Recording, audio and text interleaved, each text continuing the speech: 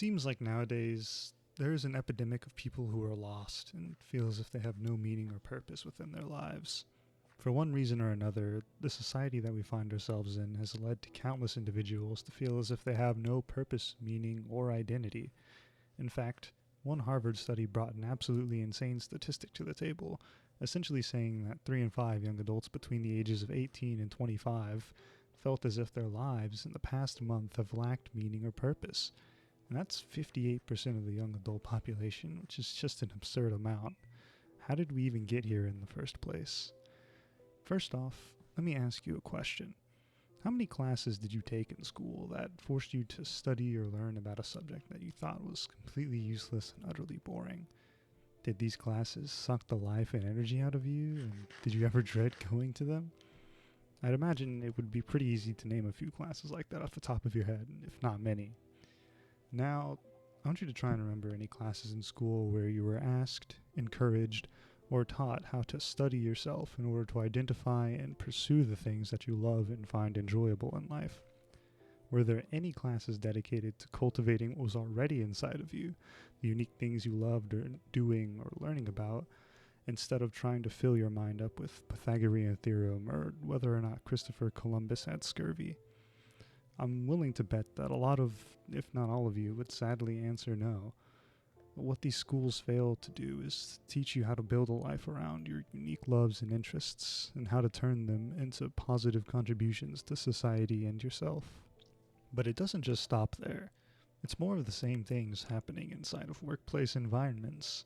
Workplaces are built in such a way that encourages its workers to perform an assigned role and a similar methodology in order to produce products or outcomes to a certain standard consistently and efficiently. Work, much like school, also assigns you a lot of predetermined skills, goals, and attributes that tell you what you need to be in order to be successful.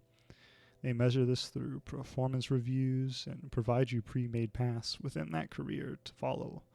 Hell, to even get that job in the first place, you're not judged by how intelligently you've cultivated your unique skills, hobbies, and knowledge. You're instead judged by how closely you meet their projected models or the ideal employee. And if you don't meet that model, you're either denied the opportunity or prescribed more skills and knowledge until you meet that model. And all of this is likely for a job that you didn't even choose for yourself, just one you applied to out of necessity or because it was the predetermined path that school put you on. What school and work do is essentially tell you that you're not worth learning about and that you aren't unique, that in order to be successful in life, you have to acquire titles, accolades, skills, GPA, or degrees in order to become somebody worth something. Thinking about it this way, it's no wonder that Harvard study had such a large number, especially with how much school and work make up our lives. Honestly, I'm surprised that it isn't larger given that these are the environments we constantly find ourselves in. Schools produce students that perform well on standardized tests, and workplaces produce workers that do the same things all in the same way. These environments not only push us further from ourselves, but also hide what's meaningful and important to us under mountains of skills, attributes, and goals that are imposed on us from others, and not yourself. But why are schools and work designed this way? First off, it's not as if these schools and workplaces want their students and workers to feel alienated, lost, and stressed. In fact, the people who designed these schools and workplaces thought they were being pragmatic. They thought that if they could just teach you the things they deemed valuable, that they could form you in such a way that you could fit seamlessly anywhere you might be needed in the world. This is benchmarked through standardized testing or goals and deadlines in a workplace, which gives them a number and data to work with. They took a very poor approach to getting the best out of us, because instead of helping us cultivate our unique loves into positive and powerful contributions to society, allowing us to pave our own path, they instead mold us with knowledge, skills, and other things they think are necessary for us to thrive. This way of teaching us convinces us that we are all nothing special, that we can only become something through the acquisition of skills and knowledge, treating you as if you're some sort of empty vessel or some sort of clay that can be molded into anything that you're needed to be. From early on in your life, you're convinced that you have no uniqueness or individuality, this is just simply not the case. There are certain things that you love and loathe, certain things that you naturally find yourself drawn to, and certain things that can specifically give you meaning and purpose. But instead of being taught how to find what those things are and how to interweave them into your life, you're instead told to live a second-rate version of someone else's life. So, how can you properly identify and discover your unique loves in order to do more of these activities? Well, to start off, I have a few reflection exercises that will help bring awareness to the things that you enjoy. These questions are tools that can be used to gain a deeper understanding of the things that you like doing, which will in turn give you a better understanding of yourself, which can lead to you finding meaning, purpose, and fulfillment within your daily life. While these exercises aren't exactly the end-all be-all, they will help get your mind on the right track to start noticing the right things. And I want you to find some place you can jot your thoughts down so that you can answer all these questions off the top of your head and keep track of them. Do this at least a few times, and then make a list of the activities and situations that your answers consisted of. I will put the questions up on screen now.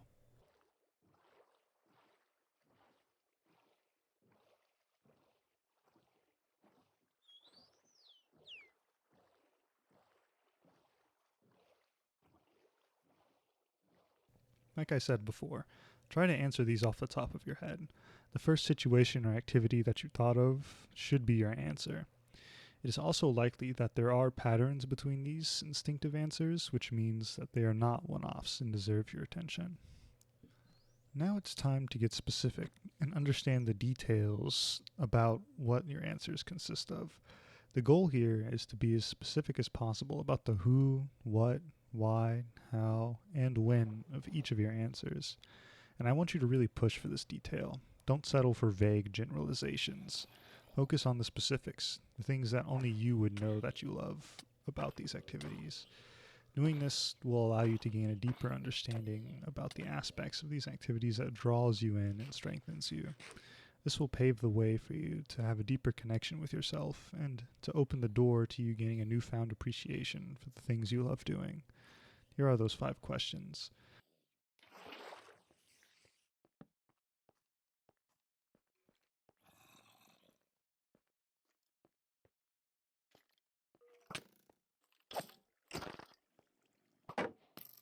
Within this detail, you will find a sense of agency and identity, and these activities can now be viewed through a different lens, which will hopefully help you turn them into something more uplifting.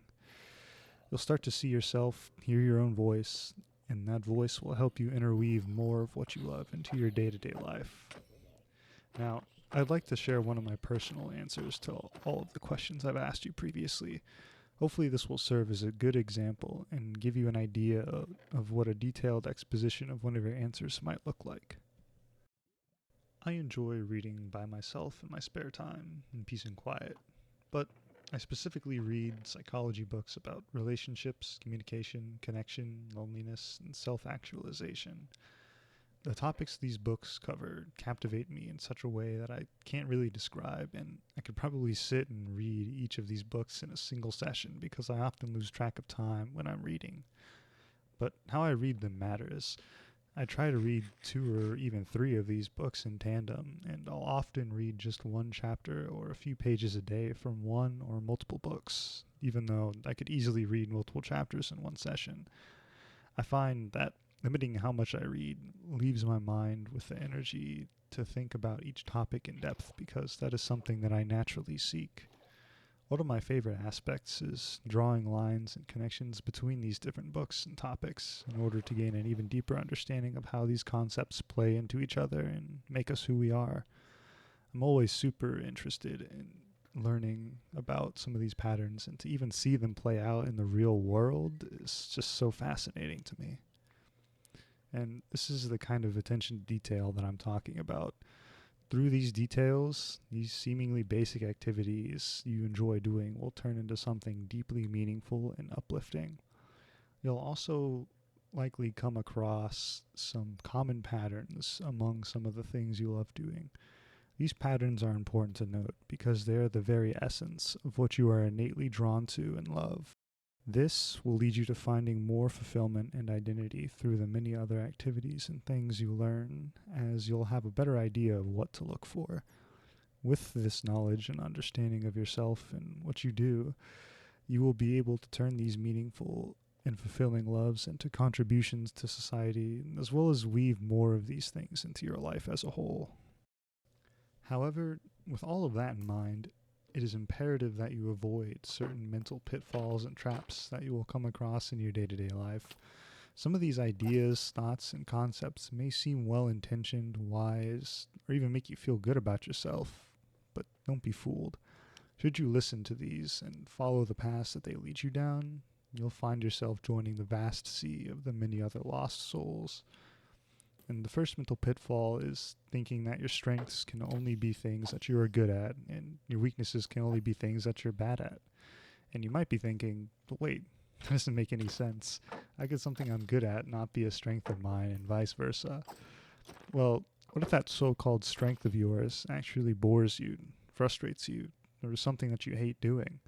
How could you call something that actively takes energy and enjoyment away from you a strength? I mean, by definition, a strength should be something that strengthens you and gives you energy, not something that takes that away. And the same goes for your weaknesses. You can be bad at something, but whenever you do it, you feel that it gives you energy, time starts flying by, and it brings fulfillment into your life, and you're drawn back to it time and time again. That isn't a weakness. Far from it, actually. Your strengths are simply activities that you love doing, and nobody else can tell you what you love.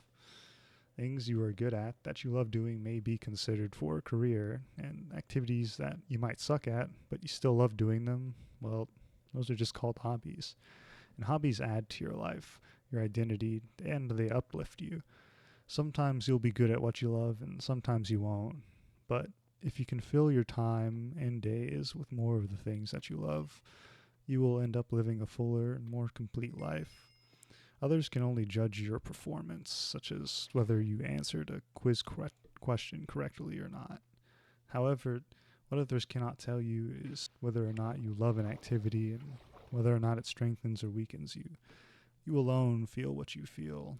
Therefore, only you can be the judge of what you love and hate. You have all of the answers in that regard. Speaking of others' judgments of you, it's important to recognize the dangers of other people's feedback. Though well-intentioned at times, they perceive the world far differently than you do.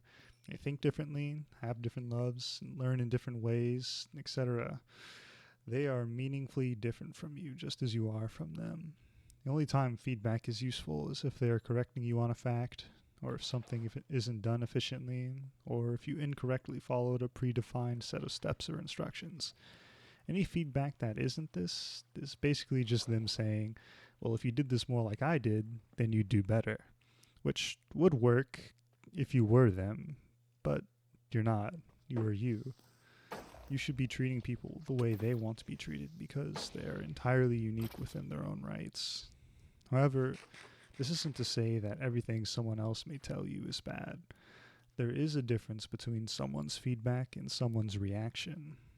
If someone shares their reaction to something you did or said, this is extremely valuable and important information. A reaction isn't them saying, do more of this and less of that. The reaction is simply a response. It is a representation of how they interpreted or perceived what you did or said. If someone says that they were upset by what you said, they are 100% valid within their response. You can't simply say, oh, well, you shouldn't have been upset by this, because the fact is that they feel they are upset. Their reaction outclasses anything you might try to say or do to convince them otherwise, and they are the owner of their truth in that sense. So pay close attention to others' reactions. They are a representation of the kind of impact you are leaving on them and the world around you. If someone gives a reaction that you didn't hope for, ask for the specifics on what made them give that negative reaction, and honor it by reflecting on your own actions. And if they give you a positive reaction, lean in and ask them tons of questions about what they liked, why they liked it, and why it caused such a positive reaction within them. You shouldn't be doing this for praise. Instead, you should be doing this to learn about who you are when you are at your best. Others' reactions are how you fine-tune your loves into positive contributions. And remember, don't act on behalf of others' feedback. You are at your best when you're in your own skin. Another trap that you may fall into is doing things for the wrong reasons and following misinstincts. Let's say, for example, you decided to pursue a promotion for a bigger salary, or maybe you decided to partake in an activity because you think it will grant you more prestige and fame, or maybe you're learning a skill because you think you'll gain the admiration and praise from others because of learning this skill. These are all examples of doing things for the wrong reasons. What is missing from all of those examples is a lack of attention to what you'll actually be doing for that bigger salary, that new activity, or what you're actually learning with that new skill. What if you hate the work you have to do for that salary, or you end up hating the new activity, or learning that skill drains you and leaves you counting down the seconds until your practice is over? Your main reasoning and instinct for doing something should instead be for the whats rather than the whys. Sure, the whys are mildly important and carry some weight behind them, but the whats mean everything. Be specific about what you are going to do. Ask yourself, what are the aspects of the things that you chose to do that you will actually love, if any? If you find yourself instinctively drawn to something, get into the nitty-gritty details of what is actually drawing you in. Spend time learning and asking for these details vividly because they mean everything. While the money, fame, and prestige are nice things to have, those alone will not bring you any sense of fulfillment, purpose, or identity. What about your fears, though?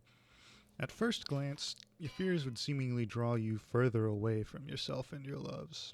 After all, fear narrows your focus and closes your mind off to possibilities, while love opens your mind up to new experiences. Especially when trying to do something creative or deepen relationships. Fear stumps that creativity and connection with the narrowing of your mind. And to top it off, motivational social media posts always say to fight your fears and to banish the feeling of fear entirely from your life, so it must be bad, right? Well, here's the problem I've found with this line of thinking. No matter how much I try to fight it and run from it, I find myself struck with fear all the damn time. While writing this and making my YouTube channel, I constantly fear saying the wrong thing. I fear what other people think of me. I fear people taking what I say the wrong way. I fear that I'm not enough and that what I write and talk about isn't going to help anybody. That I have no real insight or value to provide because maybe what I say doesn't matter. I find that I can't banish my fears no matter what I try. Sure, I can suppress them or put them to the side, but fear always finds a way to integrate itself into my life. Just as I can be angry, sad, empathetic, or happy, fear is natural. And to pretend it doesn't exist and to strive to live without fear is simply not human. In fact, fear, when it's shunned, buried, or run away from, can degrade into something truly nasty. Take, for example, someone in a relationship that fears their partner leaving them or cheating on them, and they suppress this fear. Well, that fear will then turn into possessiveness, jealousy, and suspicion, which will begin to tear the relationship apart from the inside out. So, if we can't shun, run away from, or live without our fears, what do we do with them? Well, to put it simply, we must face them with curiosity, care, and understanding. Ask your fears loads of questions, and get to know your fears inside and out. And when this is done, something quite magical happens. Fear is no longer something to be run away from or wish it non-existent. Instead, fear turns into a guide. Take, for example, my fear of writing and posting this video. I'm so afraid because I care so much about wanting to be helpful and provide valuable insights to others. And I fear what I say or write about not being good enough because I'm so passionate about this topic. And I want to make sure my presentation and what I say is done in the best way possible. Suddenly, when looked at it this way, my fears have become a compass that point towards my loves. And the intensity of these fears also tells me just how important that these are to me. Feel your fear, ask it loads of questions, be patient with it, and it will guide you to what you're passionate about or someone you love and care for deeply. Fear isn't something to be feared. It should be our closest companion because fear knows what we love the most. So all of these motivational posts telling you not to feel your fear and to instead fight it, run from it, or banish it from your life are terribly misleading. You're not fighting for a life of comfort or no comfort. You're fighting for a life of love or no love. If you feel no fear, it means you've lost your love, and a life without love is unfulfilling. Speaking of fears, what are most of your fears focused on? For me, I've realized that most of my fears are focused on other people, and I'm sure you've identified a few of your own fears that also revolve around others, whether it's what they think of you, how they perceive you, or something else entirely. And a lot of this is rooted within the act of comparison. You see, from an early age, we're taught and shown that our value in the world is directly in relation to others. Everything we do is measured and compared, given some arbitrary value. In school, we are given grades based on our performance and compared with our peers, social norms, and the state. This then reflects the opportunities that we are given and the opportunities that we don't get. It only becomes worse in the work world, too. We are compared with others based on performance, potential, or what list of defined skills and traits we have. This then influences how much money we make, whether we'll get fired, or if we'll get that promotion. And to top it off, even without these influences in the real world, we would still naturally find ourselves comparing us to others. We are inherently designed to be concerned with what others think of us, and those who aren't concerned with what others think of them are, for all intents and purposes, sociopaths. So, what do we do about this urge to compare and contrast? Well, to start, we gotta acknowledge that other people aren't us. While this is seemingly very obvious, what it entails is that the methods that other people use to achieve something meaningful to them are entirely different from what would work best for us specifically. This makes it a fool's game to compare ourselves to others since we are all so different from one another. Instead of comparing, what we can instead do is admire the contribution of others while staying true to what works best for us.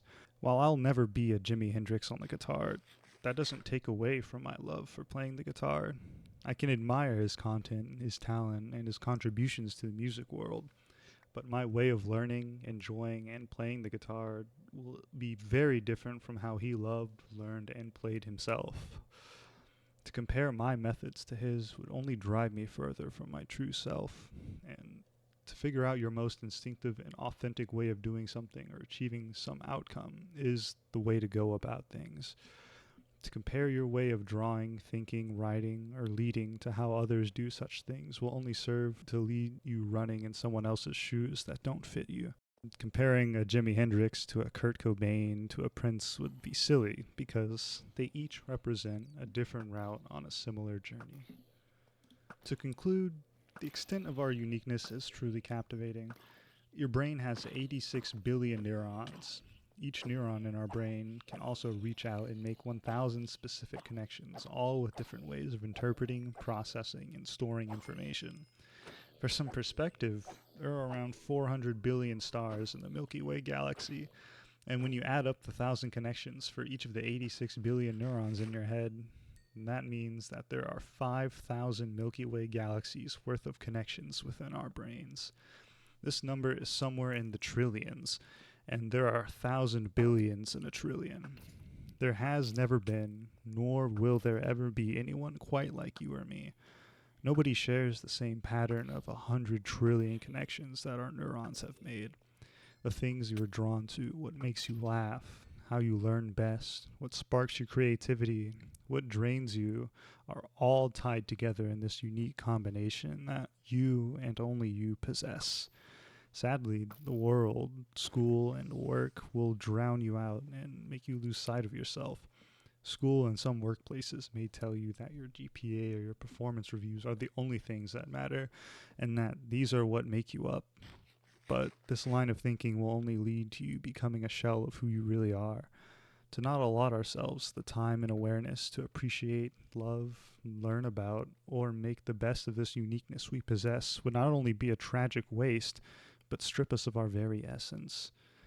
On our journeys to finding ourselves, you may come across people that tell you that you're wasting your time, that love is a luxury, not a necessity, or that most work is miserable and is to be endured, not enjoyed, or that you are an empty vessel and that there is nothing unique about you because we aren't that different from one another. Do not listen to these people. Find love within what you do. See yourself fully and appreciate who you are, and then work to express and interweave that identity into your daily life, activities, and your work. To this I ask, who are you?